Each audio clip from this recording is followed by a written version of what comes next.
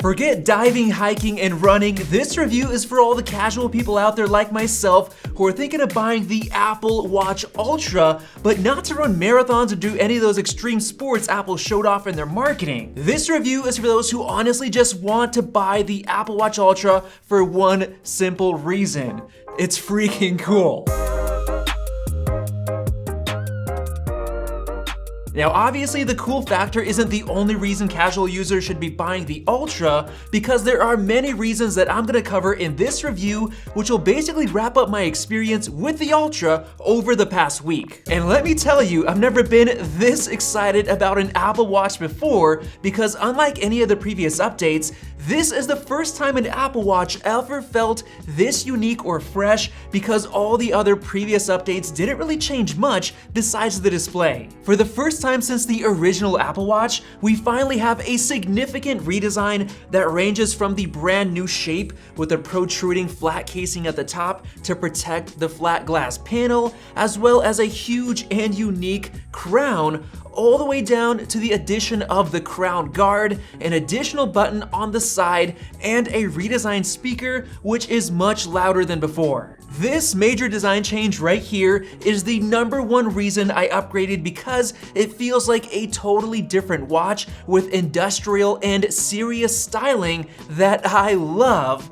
But it's not, it's still just an Apple Watch, and it's the best Apple Watch. But before I get into exactly why I fully believe in that statement, let's start this review off with some of the simple things that are unique to the Ultra but I absolutely love so much as a casual user. First of all, the night mode feature is absolutely amazing, because it basically gives you the option to have two totally different watch faces, and you can instantly switch between them at any moment by simply rotating the crown. And I myself have fallen in love with the red and black night mode theme so much that I've been basically using it exclusively throughout the past week because it's so cool. And not only that, but it has the added effect of saving extra battery life, because more of the display is pitch black, and if you didn't already know, the red LEDs require the least amount of voltage and power to light up, leading to even more battery life savings. And speaking of battery life, it's so good that my low battery anxiety has disappeared,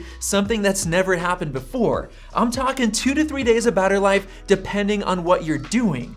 I'm not even kidding, people with battery life anxiety should consider upgrading for this reason alone. On top of that, the new Wayfinder watch face is honestly the one I've always dreamed of. Something that looks more serious and more like an analog watch, while also packing a bunch of clean complications. No other watch face before it has impressed me as much as this one, and it's honestly part of the reason why I like the Ultra so much. Now, another thing I really like about it is the new flat top design with the flat display glass, which essentially makes this watch a lot more rugged than before. Now obviously I don't do any crazy sports or anything like that, but over the past week I've already smacked a couple of things on accident, and lo and behold, not a single scratch on the display. And now that I've watched iUpdate's Apple Watch Ultra durability test video where he had to try super hard to break it, I don't even worry about it anymore. Whereas every single previous watch model came with rounded glass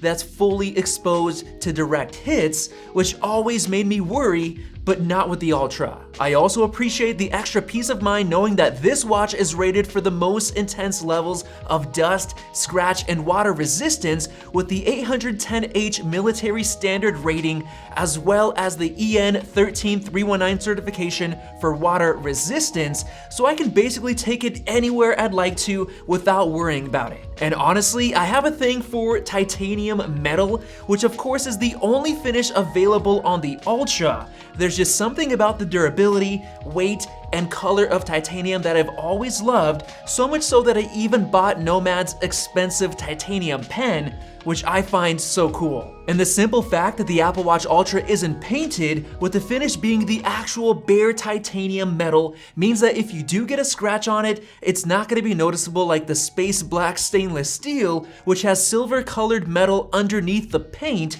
so that's another reason not to worry about scratches on the Ultra. Now, another aspect of the design that I like is the new crown guard that's meant to protect the crown, but the biggest advantage of it is that together with the thicker design, the crown no longer gets accidentally pressed against your wrist, which unintentionally invokes Siri. That alone is a nice bonus. Now originally I got the Alpine Band, which is the only option we could choose if we wanted to get it on launch day, since the trail loop models were all delayed, and honestly, I do not like the Alpine Band at all. I can't stand the clasp, which takes forever to put on and adjust, and the fabric itself wasn't very comfortable since it allows the watch to wiggle around a bit on my wrist. And unfortunately, I had to leave my Ultra behind when I went wake surfing a few days ago because I didn't want the Starlight Alpine Band to get wet and potentially smelly and dirty. And I know Apple has their Ocean Band for that,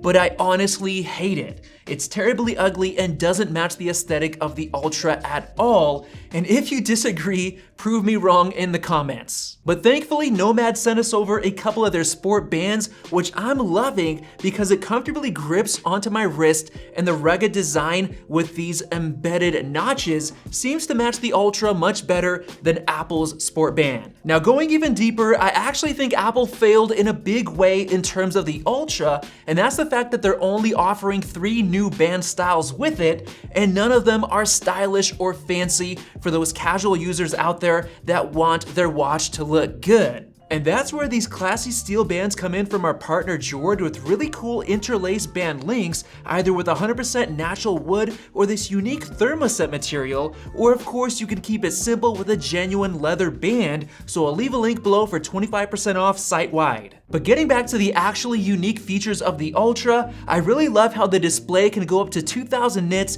because I was able to clearly see and read anything on the display even in direct sunlight without any issues, and since the battery life is so good, I don't have to worry about the extra brightness draining the battery. Because of this, I was also able to set the standard brightness to the max without a second thought, and I don't even have to use the theater mode at night because of the new night mode, which is even quicker to enable and disable. Now, to be completely honest, I haven't had time this past week to test out some of the new features like the dual frequency GPS for backtrack and waypoints, as well as the diving app with water temperature readings and the siren, but it's nice to know that when I eventually do go on a wild camping or hiking trip or anything like that, I can put those features to use. Who am I kidding? I don't really go wild camping, but hey, those features are pretty cool for those who do. And as for the action button, at the very least, it can turn on the super bright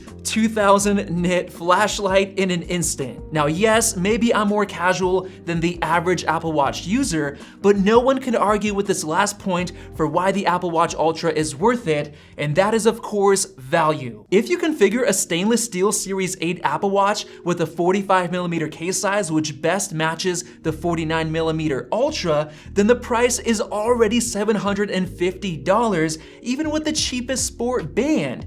And the reason you do this is because only the stainless steel models come with a sapphire display, which is similarly scratch resistant like the Ultra, seeing as the aluminum models are known to scratch easily both on the glass and the case itself.